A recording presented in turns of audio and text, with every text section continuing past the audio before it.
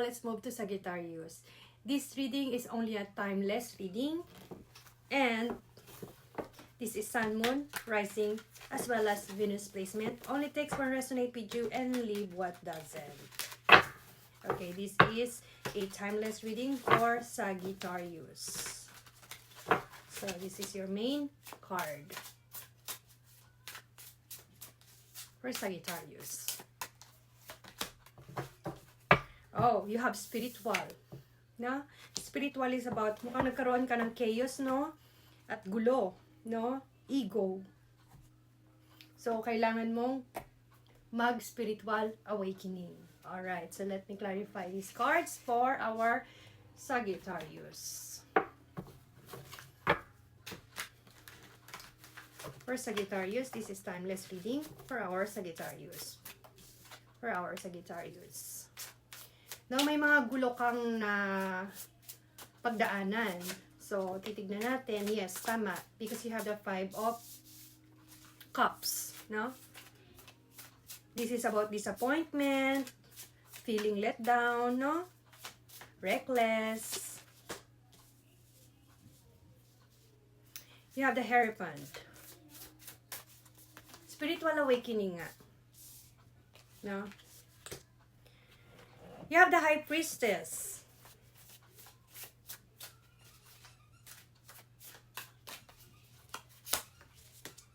You have the Queen of Pentacles. Very nice. Okay, tatayo ko na lang ito para mas makuha natin yung energy.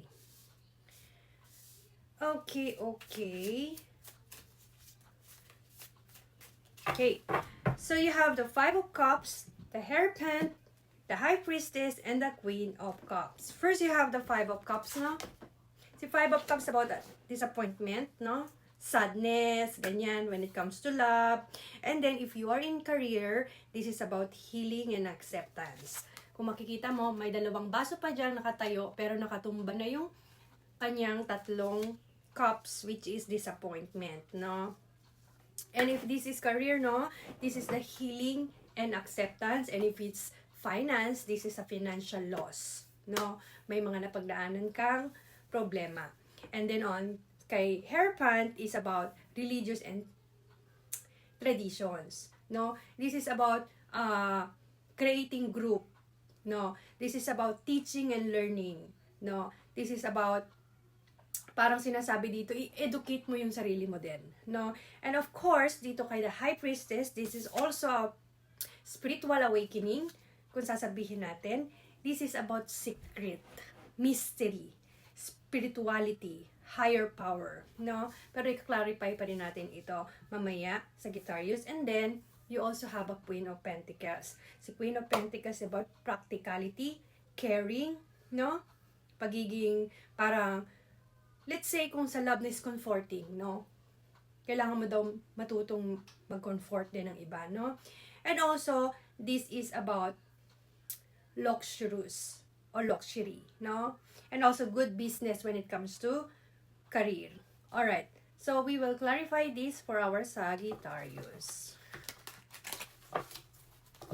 For Sagittarius, let me clarify the 5 of Cups for our Sagittarius. Clarify the 5 of Cups for our Sagittarius. You have the 8 of Swords, the 6 of Wands, and the Fool.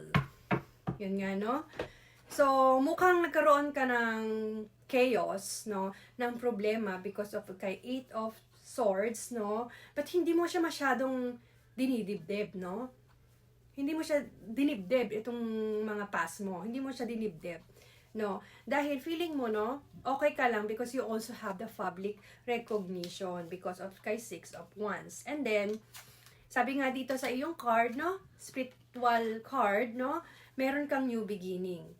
This is the Fool, no? New beginning ka dito. Free spirituality, in short. No? So, puno ka ng ano, no?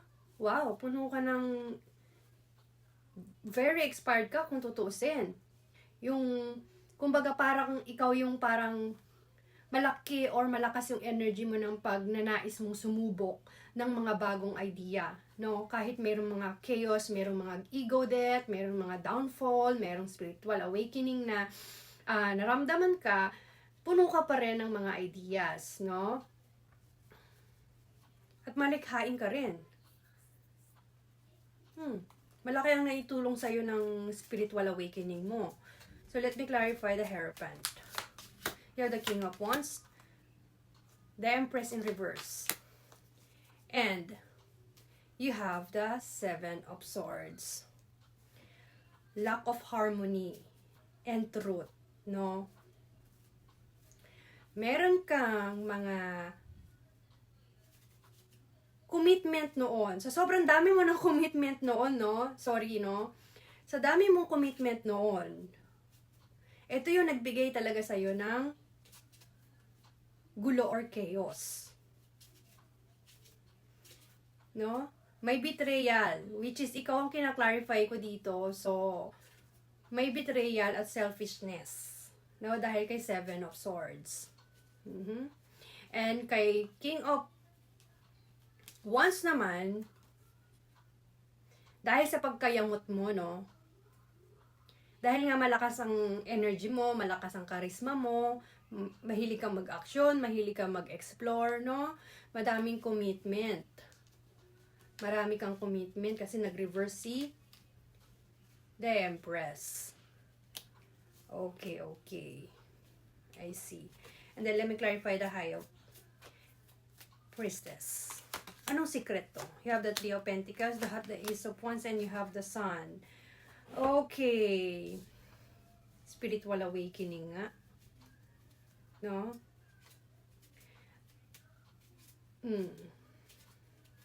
So, nakikita ko sa card na to na magkakaroon ka ng breakthrough, inspiration, success, fortune, and happiness. And then, malakas ang creativity mo no? Because of kay Three of Pentacles. This is about teamwork, skill, encouragement. Wow. Ganda ng card.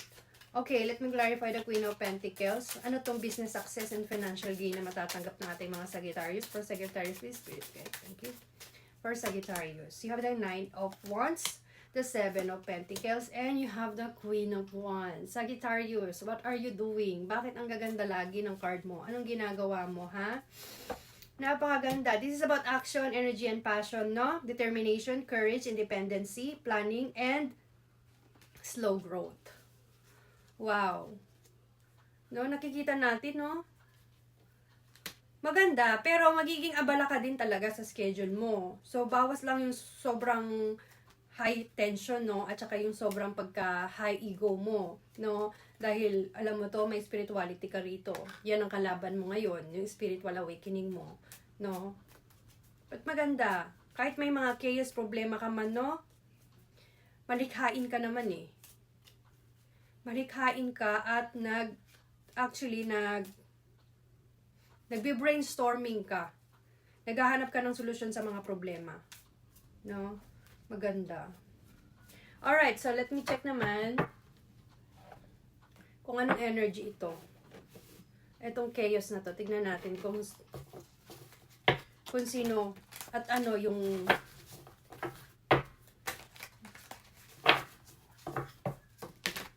chaos na ito. Anong energy yung connected ka dito. Okay? Towards Sagittarius. Energy towards Sagittarius, please. Nine of Pentacles. Nine of Cups. So, hindi ko alam kung saan nag-stop yung video ulit, pero meron ka ditong Nine of Pentacles and Knight of Cups. So, when it comes to love, si Nine of Pentacles is about financial independency. No? Naging independent ka when it comes to your finances. But sa career mo, meron din tong financial security and self-employment. Ibig sabihin nito, independent ito si Nine of Pentacles, no? Talagang hindi ka umaasa sa partner mo, hindi ka umaasa kahit kanino, talagang ginagawan mo ng paraan. Pero dahil Nine of Pentacles lang ito, kailangan mo ding, no, rewardan yung mga effort mo. Pero, no, ingatan mo lang yung mga gastos mo, like, for example, is yung dahil sa emotional anxiety mo, no? baka naman mag-add to cart ka na lang na mag-add to cart. So, ingatan mo iyon, no?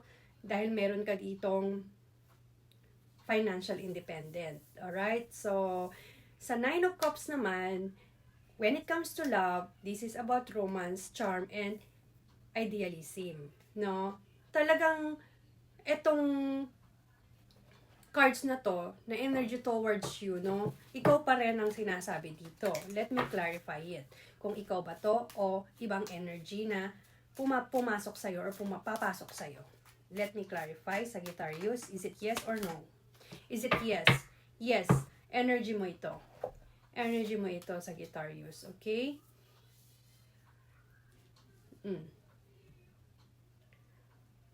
Meron ka ditong malakas ang water sign at earth sign mo dito, no? Meron ka ditong energy ni Virgo. Meron din ditong energy ni Pisces, no? And itong mga energy na to is magagaling to sa spiritual awakening. Okay? So let me clarify the Nine of Pentacles for you, Sagittarius. First Sagittarius, please. Nine of Pentacles. You have the Two of Wands, you have the Judgment, and you have the Four of Pentacles. Material possession. Yun nga, no? Ingatan mo lang. Yan ang kalaban mo. Wala kang ibang kalaban dahil mas malakas yung energy mo na ikaw na parang walang pwedeng magturo sa akin kung anong gagawin ko. No? Ako ang rule ng sarili ko. Ako ang batas ng sarili ko. Ganun yung energy mo dito, Sagittarius. Pero ang kalaban mo lang is yung sarili mo talaga. Yun yung energy nakikita dito. No? Yung pagiging material possession mo, yung pagiging stubborn mo minsan, no? Dahil meron ka ritong judgment. Judgment is about change of position, no? Changing, no? Magbago, baguhin yun, in short. No? And asahan din meron kang travel. Sagittarius, may travel ka, may mga madidiscover ka dahil malakas yung energy mo dito ng exploring. Nagbe-brainstorming ka kasi.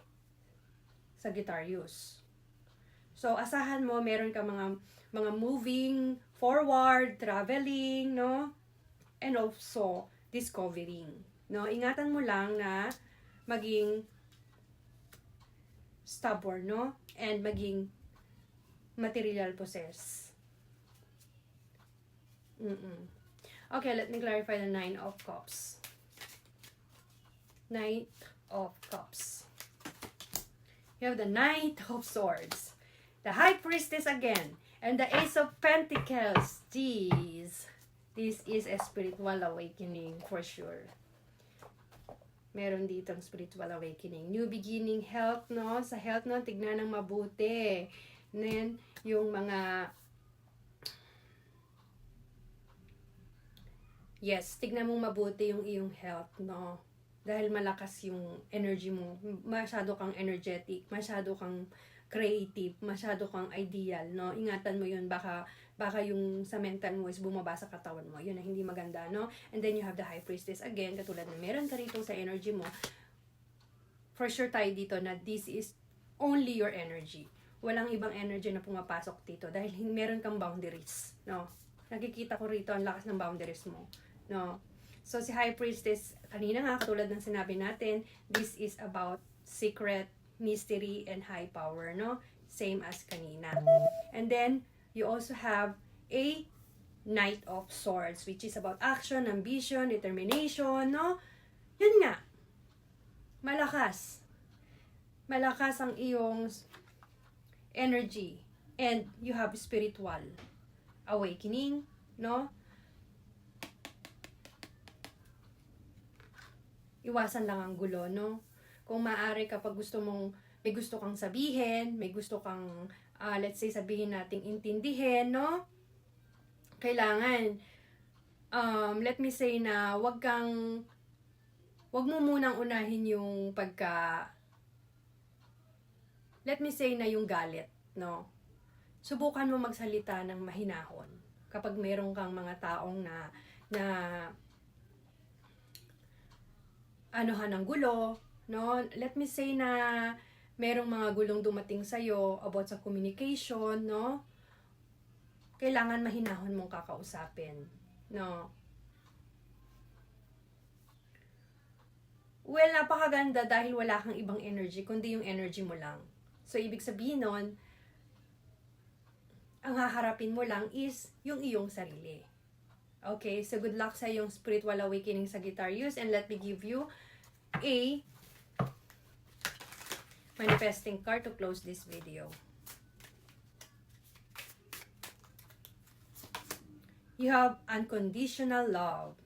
I choose to see the light in everyone, recognizing the divine in each being. I accept others as they are, offering compassion to all my brothers and sisters of the light. I offer unconditional love to everyone I meet, joining my soul and theirs to grow together in universal love. No? Spread love lang. Alright, so that's your reading, Sagittarius. I hope it resonates. And please do follow me. Maraming salamat and see you in the next one.